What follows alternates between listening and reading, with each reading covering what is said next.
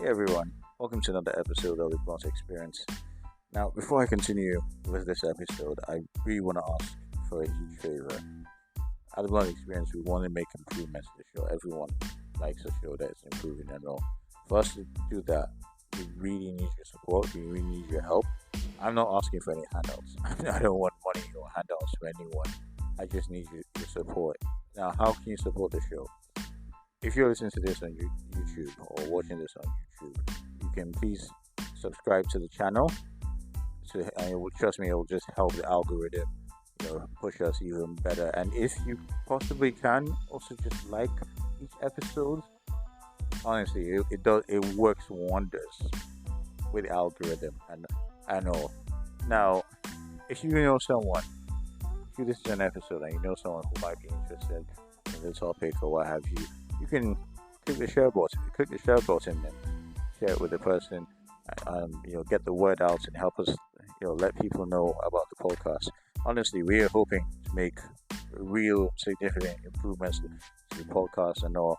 This is the podcast where we give our brutally honest opinions about things. We get conversations going. We try to give new insights into many things. We're not trying to sugarcoat anything or what have you.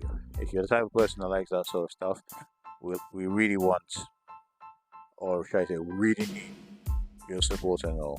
Thank you so much as you support us. And ladies and gentlemen, let's get on with the rest of the show. Enjoy. So, the American President Joe Biden, Sleepy Joe, whatever you want to call him, he recently had his State of the Union address. And to be honest with you, I honestly, I really cannot be bothered with that State of the Union address because, as far as I'm concerned, we're in election year. Anything, anyone, any speech anyone's going to give, any president's going to give, especially if they're running for office, it's pretty much just going to be a speech whereby they praise themselves and they try to give the citizens, the voters, the politicians, and what have you, reasons to vote for them. So it's going to be one of those speeches where he's glorifying himself. I mean, he's done the speech already. I haven't watched it. I can't be bothered.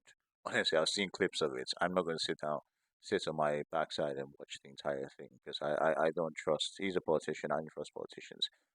I know I'm going to hear a lot of BS. You know, honestly, his speech or him doing the whole State of the Union address kind of reminded me of um, Roman emperors. I don't know if you ever heard about the Roman Empire. Yes, obviously, being empire, it's ruled by an emperor. But Roman emperors, back in the days, so much of them had this thing where they will stand in front of the Senate and give a speech once every year, or whatever the calendar was. They give a speech, and the speech will be in terms of, oh, look at what I've done so far. Look at what I've achieved.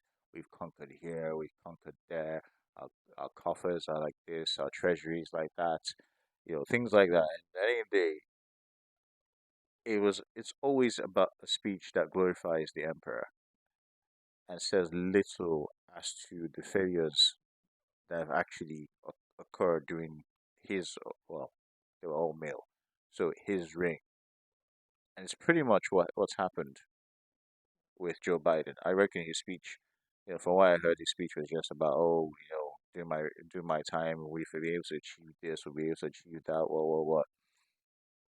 Truth is, like Rome, and this is me giving you a State of the Union, or should I say the States of America, the true states of the United States of America, or the Union of States of America, whatever you want to call it. Truth is, America is falling. And really, it's gradually depreciating. It's gradually deteriorating. You know, because like the Roman Empire of then, I mean, come on, the Roman Empire. It spanned much of Europe. It took over Great Britain when Britain wasn't so great, if they were ever great. They didn't go to Viking land because Scandinavia, goddamn, too cold, crazy people. Nah, you don't want to mess with those guys. So they just stuck to Europe. France, Italy, where it came from. Germany, then Germania, Germanica, whatever you call it. much as Spain, Portugal, what have you, parts of Asia Minor, pretty much tries to replicate what the Greek stroke Macedonian Empire was under Alexander the Great, and they did it to so much success to the point that even to this very day we still feel the influence of the Roman Empire. Same way we still, to this day, feel the influence of the United States of America. What you like it or not, currently the U.S. is the greatest empire around. China are trying to contest that, but in terms of influence, in terms of political and social cultural influence, if not also financial influence, the United States remains the greatest empire around till today. They might not want to say it out loud, so people don't be like, "Oh, really? Is that what it is? Oh, is that what your plan was?" They're not. They're going to be like that friend who is rich but doesn't want to. Everyone knows is rich but isn't going to brag about it, so that people don't. You know. Anyway, I think you get the gist. But at the end of the day, America, whether you like it or not, has so much influence around the world. They influence our daily lives, whether you like it or not. They influence the peace in our countries. They influence the finance in the world. If the dollar goes tits up, belly up, hey, the world's into a recession. If the American economy tanks, the world goes into a recession. We've seen it so many times. I know, which then reminds me that hold on, America isn't as good as it used to be. I mean, America, don't get me wrong, has the greatest army around. It's the one country no one, no one can even dare dream of conquering. Kind of like Rome, kind of like the Roman Empire. You can never think of ever conquering Rome. The only person that ever came close to it was Hannibal Barca, and we all know what happened to Hannibal Barca. Attila the Hun tried it. We all know what happened to it. No one could ever siege Rome. Same way, no one can ever think of besieging the United States of America. You can try that, or but yeah, proxies and what have you, they occupy lands and what have you, or with their allies and stuff. But when it comes to invading the United States of America, you want to touch. Wait. You want to land at New York and start from there? Nah, impossible. It's one country you just can't think of conquering. But you know what? Like the Roman Empire, the country is actually deteriorating from within.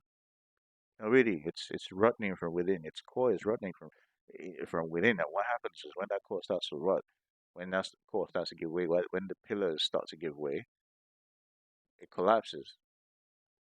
And that's why I'm saying America is currently falling. What happened with the Roman Empire? Because that seems to be the comparison I'm making. What were things that led to the Roman Empire falling? Eventually, the eventual collapse of the empire. By the way, some people are going to be like, "Oh, not the entire Roman Empire collapsed." I agree. I agree. Eventually, the Roman Empire got divided into two. You had the Western Roman Empire, where you had the Eastern Roman Empire. Eventually, the Byzantine Empire. But I don't want to start going into what created the Byzantine Empire, the incident that led to it, and what have you. Do your research like I've done. But what was the problem with the Roman Empire that made it rot from within? First form was bad leadership. Yes, we had what the Roman Empire in its one more than 1,000 years of existence had only a handful of good leaders. I mean, okay, we can talk about. Okay, I'm not going to include Julius Caesar, but we can talk about Caesar Augustus. We can talk about Marcus Aurelius. We can talk about aside them maybe two, three other good leaders, two, three other good emperors. The rest of them, were just crazy. From Nero, Caligula, Commodus. Those were crazy people. I mean, Caligula, for instance, was so crazy that he actually ordered. He said he was waging war against their sea god Poseidon, and then had his soldiers attack the water. I don't know if they drowned or something, but those kind of crazy bad leaders is one of the many things, if not one of the major things that led to the eventual collapse of the Roman Empire. I mean, if we're talking about people leading, leaders, or should I say, when you come to America, you talk about presidents leading soldiers into stupid wars. Well, what do we want to say about George Bush Jr., who sent American soldiers to some very senseless war in Iraq? They said, oh, weapons of mass destruction. Iraq had nothing to do with the 9/11 attack, but hey, he sent them to go fight. He might as well have sent them to, go trash the waters or attack the water sea god or something, because it was a very unnecessary and ridiculous war. How many times have American presidents stuck their nose into what did not, or what shouldn't have been their business? Look at the Vietnam War, which America pretty much lost. They sent millions, hundreds of thousands of soldiers to their deaths in the Vietnam War, and that is just one of many examples of bad leadership that America has suffered over decades, or if not over more than 100 years.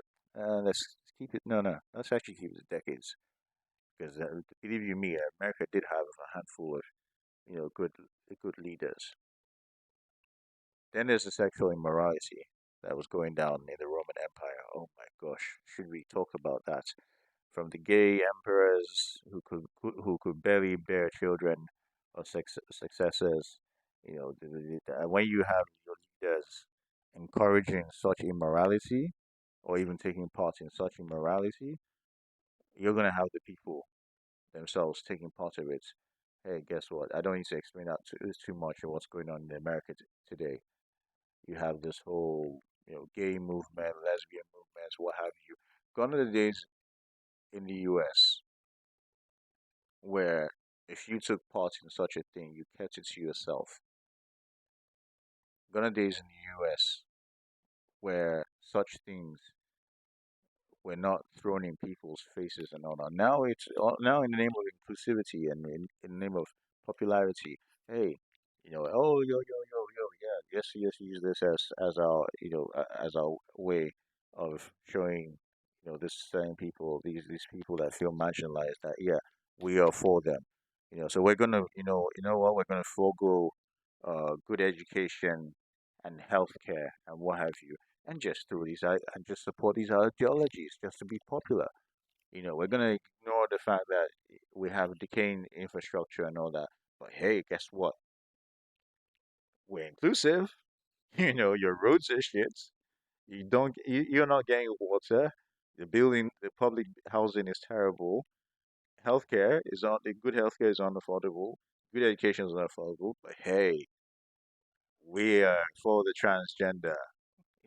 We're for the gays, we're for the LGBTQ and every other alphabet you can come up with. Yeah. Which brings me down to the politics, because really and truly, America has over the decades had politicians as leaders rather than actual. Well, sure, let me put it this way: America has been led by politicians and not actual leaders. I would put this, and a lot of people are going to want to slap me for saying this.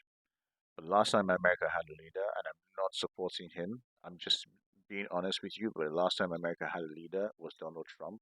As much as, yes, I do not agree with most of the stuff he says, but I will give it to him that he was a leader because, yes, he stuck to his guns, he stuck to his convictions, he stuck to what he believed in.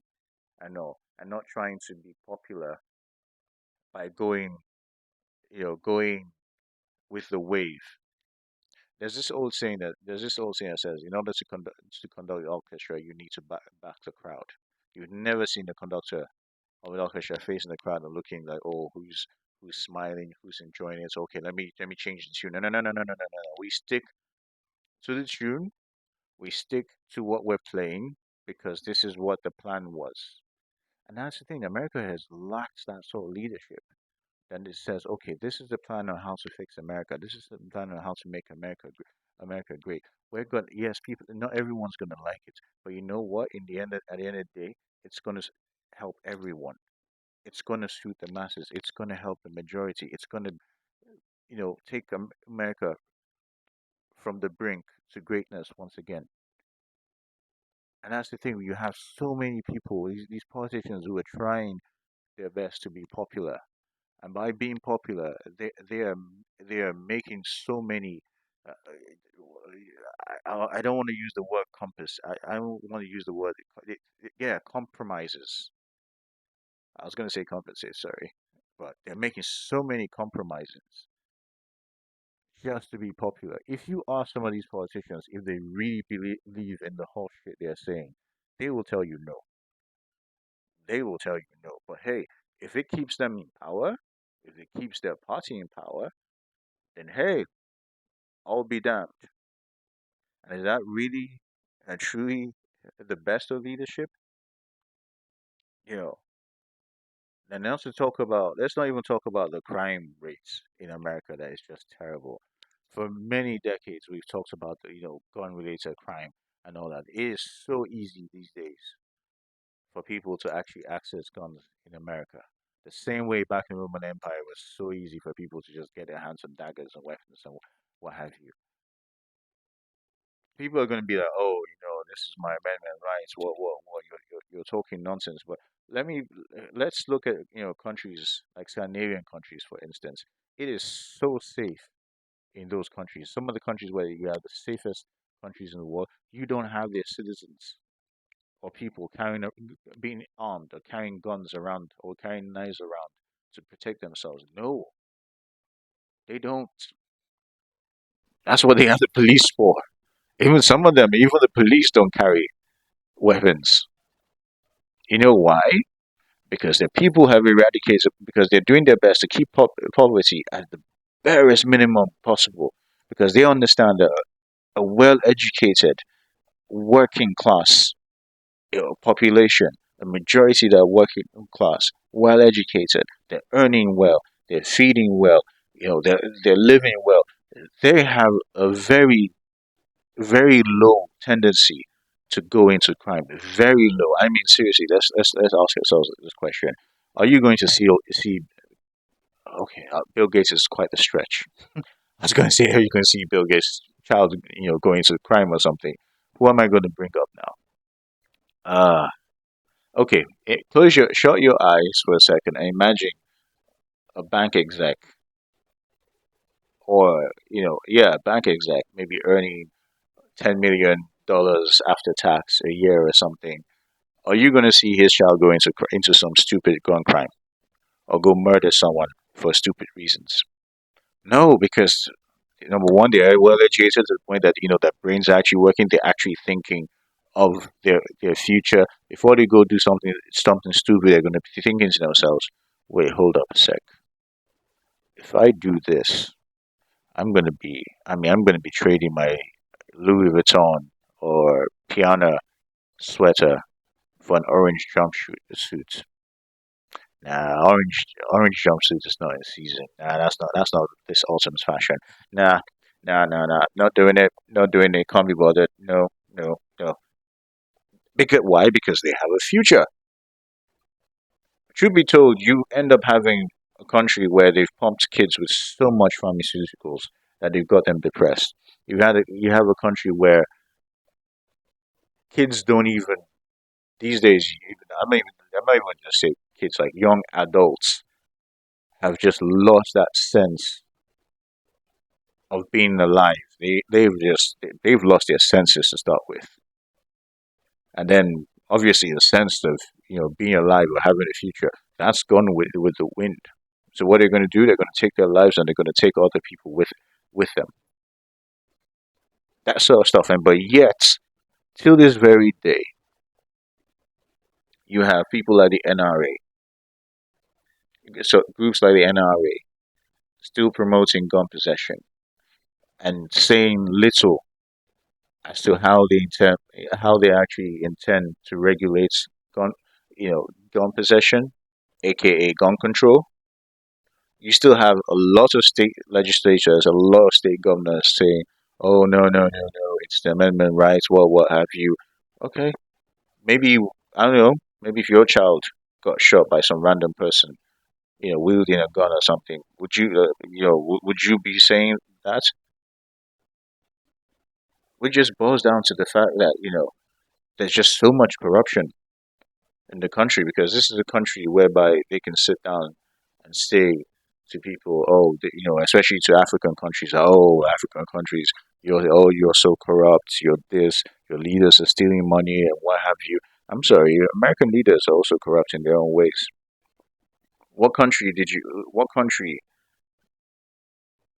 besides America thought it made sense for reps, House of Rep members, senators, House of Rep members, people who are meant to be representing people, people who make decisions that affect the economy, people who the make decisions that affect stock prices. What country thought it was a genius idea to allow such people to own stocks in companies, to participate with corporations, to be aligned with corporations? You know what they call I mean, I don't think I don't know if you know what I'm talking about. You had people like former House Rep Speaker Nancy Pelosi making millions of dollars, from buying stocks. When they're about to pass a bill that's going to affect a certain sector, maybe create an uptrend in the sector. Hey, she's going to buy shares, she's going to buy stocks, or sometimes it could just be part of their lobbying deal. A company comes, oh, especially big pharma, they'll come. Oh, we need a bill passed for us to do testing on a certain drug or release a certain drug. In turn, we'll give you X amount of shares. You know how it is, Nancy. What do you think? Okay. Oh, good, good. It's gonna get passed. Thank you so much. Nice for doing business. They don't in America. They don't call it corruption. Oh no, no, no. They don't call it corruption. They don't call it bribery. They have a word for it. America has its own dictionary. They call it. Wait for it. Wait for it. They call it lobbying. Yeah, it's not corruption. It's not bribery. It's lobbying. Therefore, you're creating. You then have the class of the wealthy. Then you have the class of the politicians, like the Roman Empire. Don't forget the Roman Empire. They had their ruling class, which were like the emperors and the family and their family and what have you. That's the political class. Then you had the Senate and what have you, which America pretty much have. Then you had the merchants. The merchants. I know, aka America's corporations. Then you had the normal folk, that are left behind in all this. Speaking about normal folk, another thing that is causing a decline in America, that also caused a decline in Rome. You see, when I talked about corruption not too long ago, and the corruption in America doesn't just stem from what I mentioned. It's also not even just the corruption I spoke about, also the bad leadership and sending soldiers into wars. You see, America does this thing. It has some very funny and weird foreign policy where they decide they want to be the police officers of the entire world. Defend democracy around the world. So what do? They cause wars. Back in the days, they sent soldiers into battle and what have you, like the Vietnam War, for instance. You had the Vietnam War, you had the Korean War, but then they realized, hey, it's causing issues in America. They experienced a lot of backlash and lack of support in their own country. And also, what do? They decide to fight what they call proxy wars. So rather than send their own troops, they're going to send weapons, they're going to send arms, they're going to send money, they're going to print money, especially for this, and send them and fund rebels to destabilize regions, to fight people that they regard as enemies of their democracy or enemies of peace in America. There is no pure definition of model of who is an enemy of democracy or what one has to really do to be an enemy of democracy or enemy of America. Just all you need to do is not play by their rules or play ball or dance to their tune. And hey, you're gonna have rebels in your backyard being funded by American dollars, printed by good old Uncle Sam, are going to have weapons, sophisticated weapons, supplied to these rebels. I mean, if you think I'm lying, what do you think came? How do you think the Al Qaeda came about? Guys that were funded and trained by American soldiers in order to fight the war in Afghanistan. Hey, lo and behold, they turned America. I thought, no, I think it was actually the fight against Russia when Russia occupied Afghanistan. Yes, then they turned in America and said, hey, you know what? Nah, thank you. You did your part. Yeah, we've got this. Now we're going to do things our way. And so many times this has backfired, and so many times it's caused conflicts in regions on and wars that have refused to end, like the Somali war that lasted for God knows how long. You know, the war in Congo, former Zaire, that's gone on for Jesus so long. The wars in Sudan that, oh my gosh, do you see a pattern here?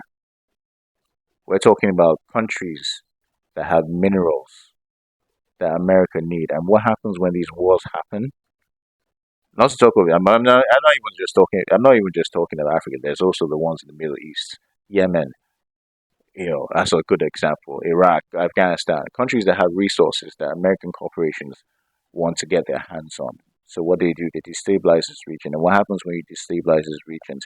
You're going to have a refugee crisis. And what happens when refugees, or rather, why do they call them refugees? Because they run away from war, and where they're running to, they're running to countries where they think they see as peaceful, where they feel they can settle down, where they feel they can actually grow and their generations will prosper.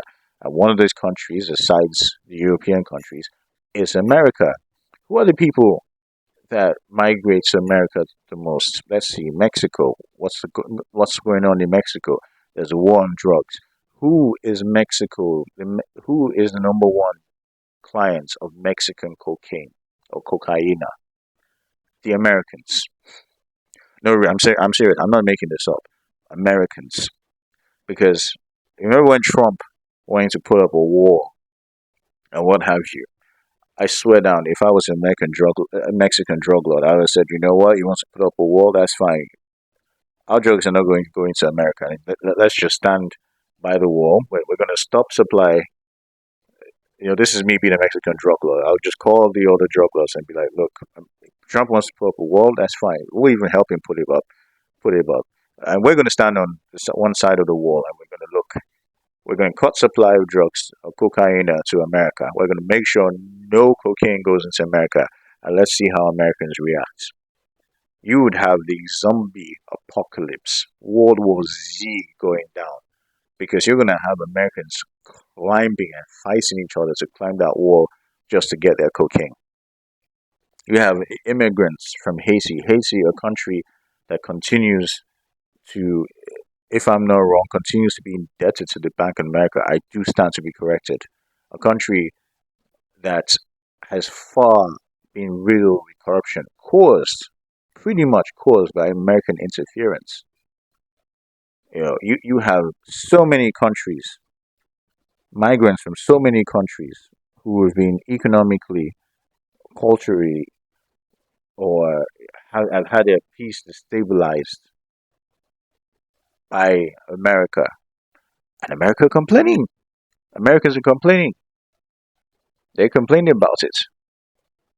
You know, the American population are complaining about it. The actual American population, they're saying, "Oh no, you're migrants and that." But no one's actually looking and asking themselves, "Okay, why are these people actually leaving their own country to come to America?" And speaking of American population, we have a decrease in population in America, which is part of it. And you're going to be asking me, "Oh, how is that part of the problem?" Because here's the thing: migrants are getting accepted into America more.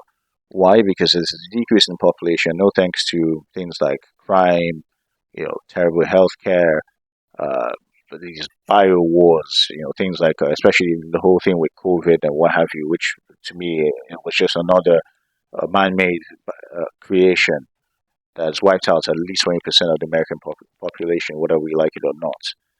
So what's now happening is you have migrants coming from the other countries into America, seeking a good life, and all. And now America are trying to entice them even further by saying, "Oh, you know what? If you come into America and you decide to join our army and spend so years, hey, we're going to make you citizens." Yes, people. America are encouraging migrants to join the army.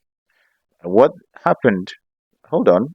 What happened during the time of Rome, during Roman times, when migrants, or should I say, refugees from conquered lands, started, like the Gauls, like Germania and what have you? What happened when they started joining the Roman army? Eventually, they became a bulk of the Roman army. And eventually they started thinking, why are we fighting for these guys? I'm sorry, why are we taking orders from these guys? I mean, we outnumbered them. We've got the training. We have the swords. We have outnumbered them. What the hell? So what you had was an in-house rebellion, and that's eventually what's going to happen in America with this whole new migrant army thing. And one of the reasons why they're now turning to migrants is because of what I mentioned earlier. Politicians pushing certain ideologies. Now you have the Gen Zs talking, the current generation Gen Zs who do not want to who do not want to fight for a cause they do not believe in. They have their own definition of what it is or what it takes to defend democracy. They're not going to sit back and take orders from someone and put a gun in their hands and take orders from someone and go shoot. They're like, no, no, no, no, bro, no, bro, no, no, no, no, bro. That's not good, bro. They're like, no, we can talk this out. Yeah, buddy, we can talk this out. We can discuss this. Put the gun down. Let's discuss this, man. Let's discuss this, buddy. Let's have a nice discussion about it. You don't need to blow yourself up. No, no, that's not cool. That's not cool. That's not cool. They have some drill sergeant shouting to them, "Give me 10 push-ups." They're like, "No, no, no. We need to discuss reason why I'm doing 10 push-ups. I don't think 10 push-ups are available. I don't think 10 push-ups make any sense." You have a colonel shouting to bomb places like, "No, no, no, no, no, no. Why am I bombing this place? What have they done?" Now they're looking for migrants who they're hoping, you know, would be so blinded by the law of citizenship or life in America that they won't question the American, superiors. Honestly, it's a shit show. It is a shit show in America. I'm not gonna lie. And people are gonna sit down and say, you know what? What's the solution to this? I'm not gonna come up with anything. The only thing I can really think about, to be honest with you, is the fact that America is gonna have to start looking within themselves and ask themselves if this current path is where they want to go down, or is it not best for them to return to what actually used to make America great? Is this idea of hyper capitalism, especially, the best thing, or don't we have to come up with our own solution, like the Scandinavian countries have, in order to create a more level playing field for everyone?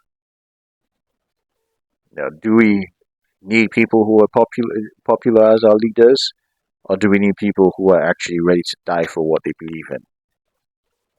These ideologies, about sexuality and lesbianism and homosexuality, what's that doing for the population? Is that helping our population growth, or just a distraction that is gradually reducing our population, or should I say, pretty much another form of birth control? If you want to see it that way, America is gonna ask themselves a lot of questions, and honestly, it's until those questions get answered that America can one day be great again. But till then, America is going to be falling and going down a very, very steep drop. Thank you, ladies and gentlemen, for listening to another episode of the Plot Experience. And I hope you've enjoyed it. Hope it's helped you some sort of way, helped you think in some sort of way. Till next time, stay blessed and stay safe.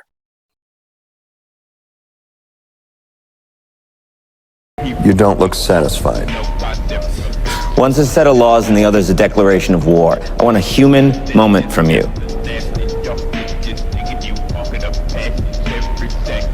What about the people?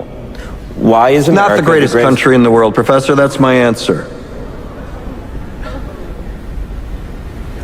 You're saying... Yes. Let's talk about... Fine. Sharon, the NEA is a loser. Yeah, it accounts for a penny out of our paycheck, but he gets to hit you with it anytime he wants. It doesn't cost money. It costs votes. It costs airtime and column inches. You know why people don't like liberals? Because they lose. If liberals are so fucking smart, how come they lose so goddamn always? Hey. And with a straight face, you're gonna tell students that America is so star-spangled awesome that we're the only ones in the world who have freedom? Canada has freedom. Japan has freedom.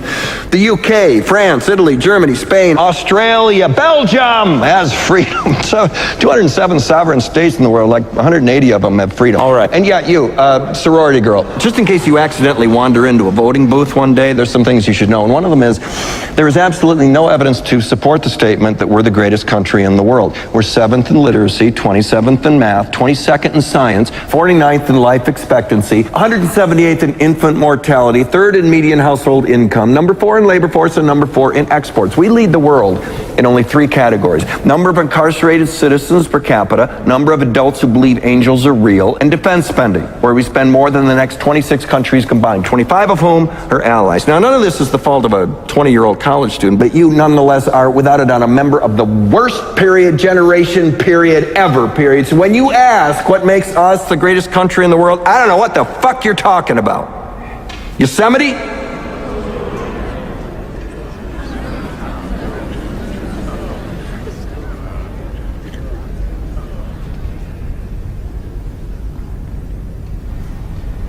Sure used to be.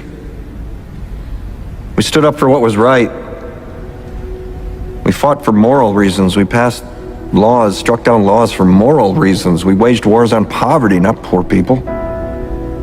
We sacrificed, we cared about our neighbors, we put our money where our mouths were, and we never beat our chest. We built great big things, made ungodly technological advances, explored the universe, cured diseases, and we cultivated the world's greatest artists and the world's greatest economy. We reached for the stars, acted like men. We aspired to intelligence. We didn't belittle it. It didn't make us feel inferior. We didn't identify ourselves by who we voted for in the last election, and we didn't scare so easy.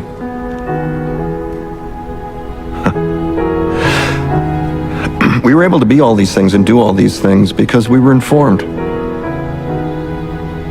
by great men who were revered. First step in solving any problem is recognizing there is one.